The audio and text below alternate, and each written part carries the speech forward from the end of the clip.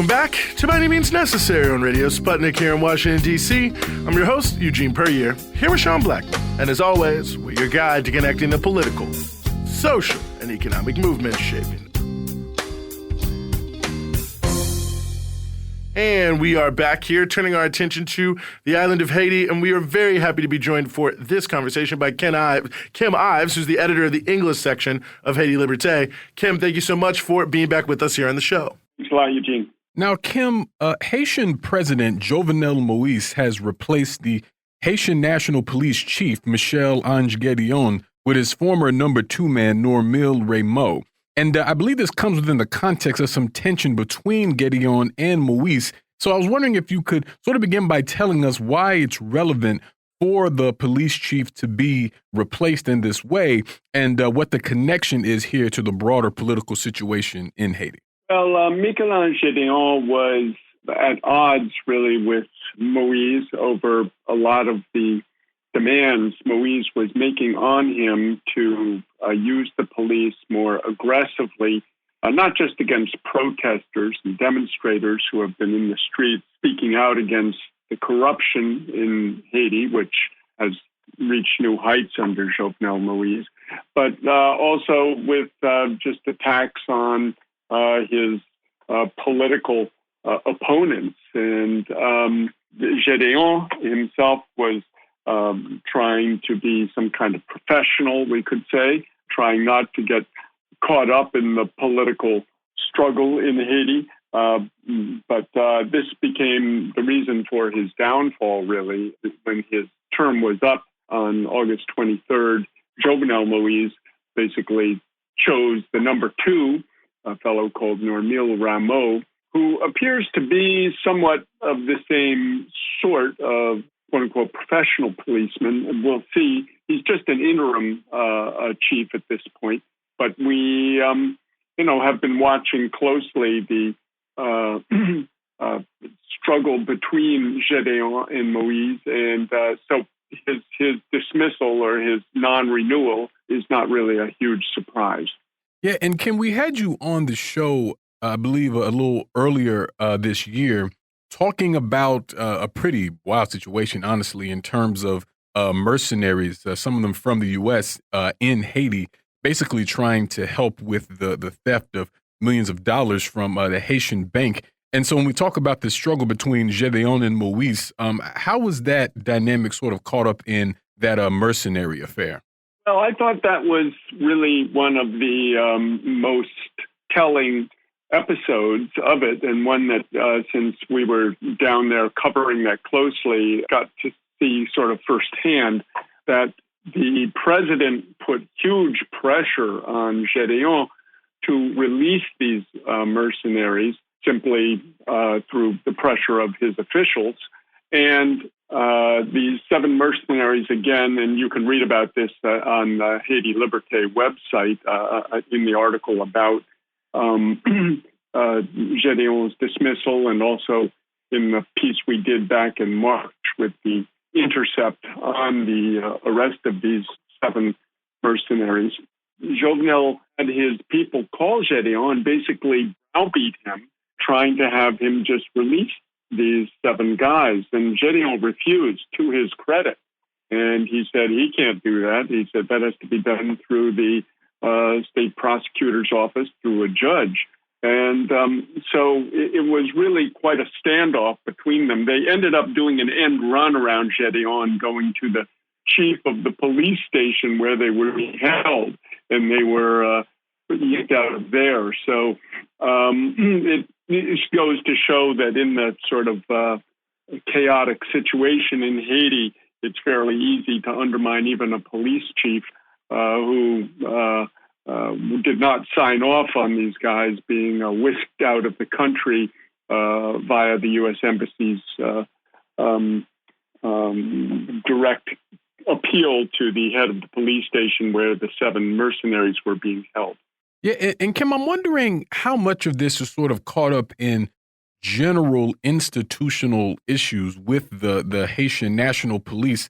I was thinking about back in 2012, I believe, when there was a murder of a police division inspector, Yves Michel Bellafleur. and everything that was sort of swirled up in that. So, I mean, how much of this do you think is just sort of endemic to the PNH as an organization? Yeah, well, the PNH has really been sort of second fiddle up until now to the UN peacekeeping force, which has been in the country since the U.S.-backed coup d'etat against Aristide in 2004. First, there was the MINUSTAH, the UN mission to stabilize Haiti, which was changed, had a name change, basically, to MINUJUST in 2017.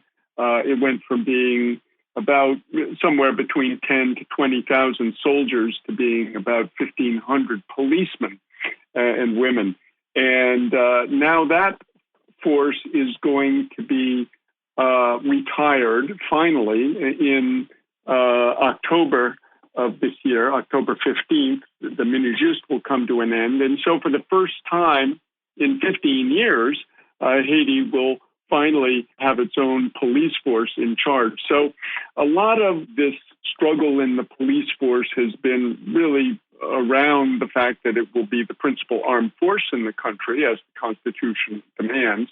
So I think there has been a great deal of struggle within the circles of the Haitian government and the UN overseers over who is going to run this police force. I see. Yeah, because I wanted to ask about that because your article in Habeas Libertary's English section about this points out just that the UN occupation forces will be leaving soon, and so it really seems like you're saying that there are folks jockeying for position within the National Police Force to see who may lead it. And because I was really wondering what kind of impact the PNH becoming the chief armed force there could have on the people on the island, but it seems like that would basically be contingent on who's at the head of it. Right, exactly. And I don't know much about this Normil Rameau. I interviewed Pierre Espérance of the Haitian National Human Rights Defense Network, RNDDH. He said that Rameau seems to be a pretty stand-up guy and is some professional, but I do note that he was based in Washington for a couple of years. It was some kind of exile sometimes when you're sent up to the embassy in Washington. But that could also mean he got some pressure there, and from U.S. authorities, deep state officials, et cetera, may have had him out to dinner or whatever.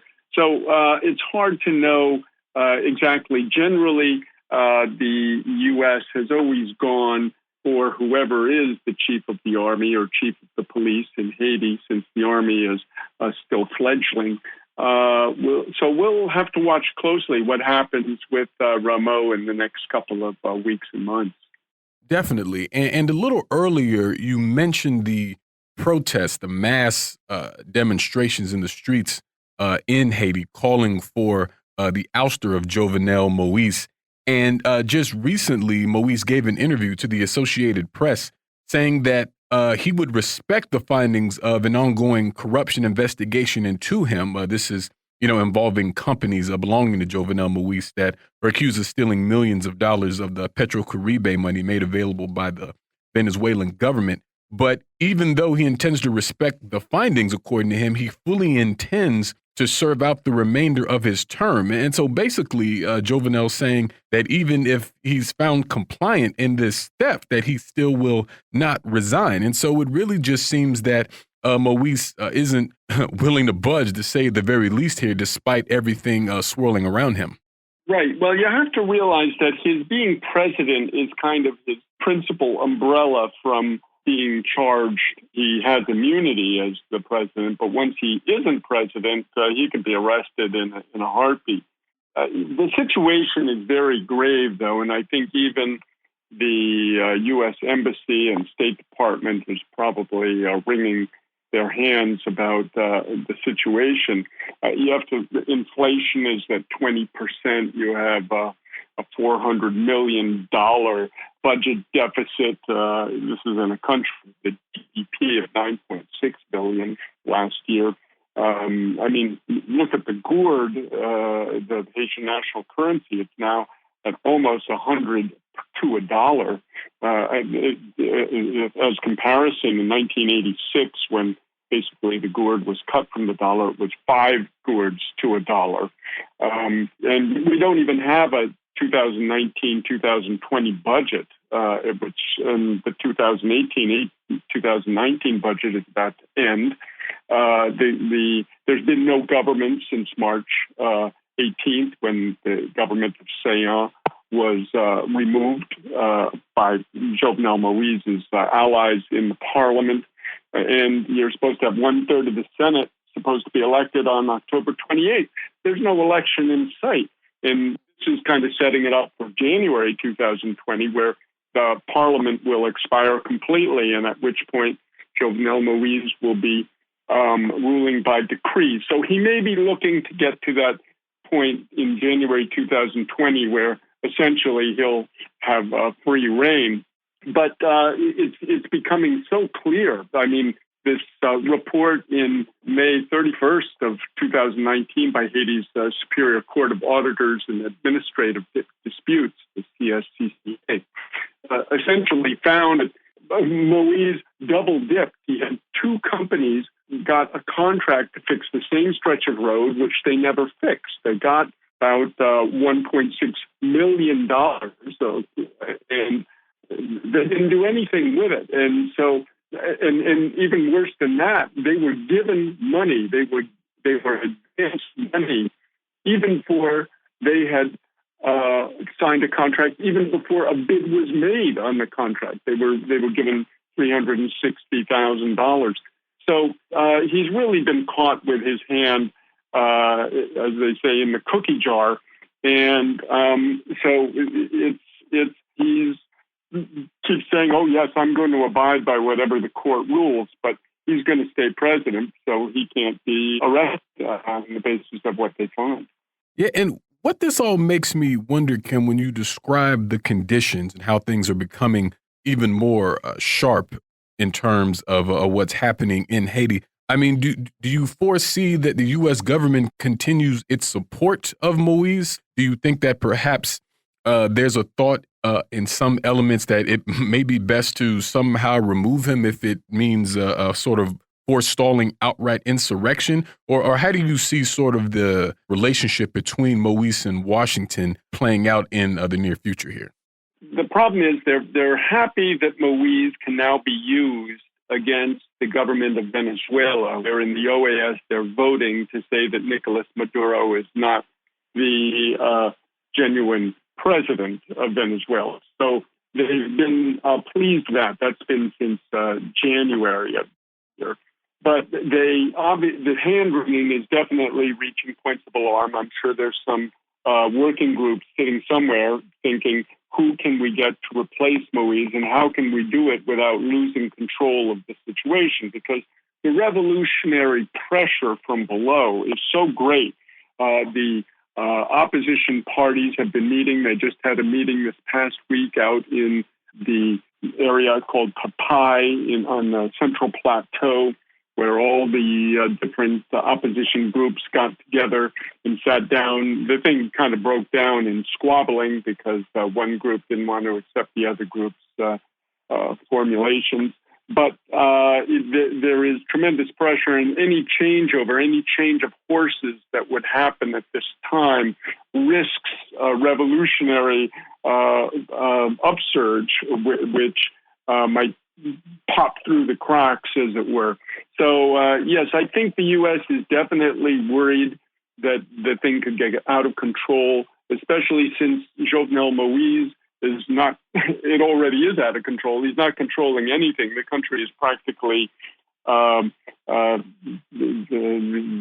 without leadership. He has no authority in any realm. And so we're not sure how this will go down. Maybe they'll just try to ride out the storm and get to January 2020, which is only 4 months from now, and he'll have a little less pressure, at least in terms of parliament. But we have simply to expect in this coming fall period. Generally, it's a period when demonstrations will increase, and we're likely to see, especially with all the court and parliamentary reports detailing all the corruption, greater numbers of people in the street even than we've seen in the past year and a half. Wow. Yeah, and that really touches on my next question, Kim, when you talk about that revolutionary pressure from below in the streets in Haiti and how there's, sort of organizing happening at different levels in terms of different opposition parties trying to develop an electoral counterforce to Moise, as well as sort of the kind of ongoing grassroots demonstrations that we've been seeing here recently. So according to what you're saying, it seems as though in terms of how the year goes on, we may very well see not only an ongoing instance of continued demonstrations, but perhaps even them growing larger. Yes, growing larger, continuing, and Jovenel may be shown the door at some point. There is great alarm, in short, about his capacity to rule. Even his former allies, these are sort of renowned mafia henchmen, people like Joseph Lambert, Senator Yuri Latortue, Gabriel Fortuné from the south, a number of others. They're all fleeing the sinking ship, and they're starting to call him crazy. Ido Zeni, the head corrupt politician of Jacmel, him a sort of a crazy, I don't know how to translate it in English, but a sweet, crazy guy. So you have even the scoundrels who were supporting him before are backing away from him. So this is a very bad sign, and I'm sure the U.S. Embassy and State Department are looking at that with great alarm. Yeah, no, well, as they perhaps well should. Nevertheless, really appreciate you, as always, Kim, helping us sort through a number of these issues. We're going to have to leave it there for now. We're going to move to a break here on By Any Means Necessary on Radio Sputnik in Washington, D.C. We'll be back. Stay with us. By any means necessary.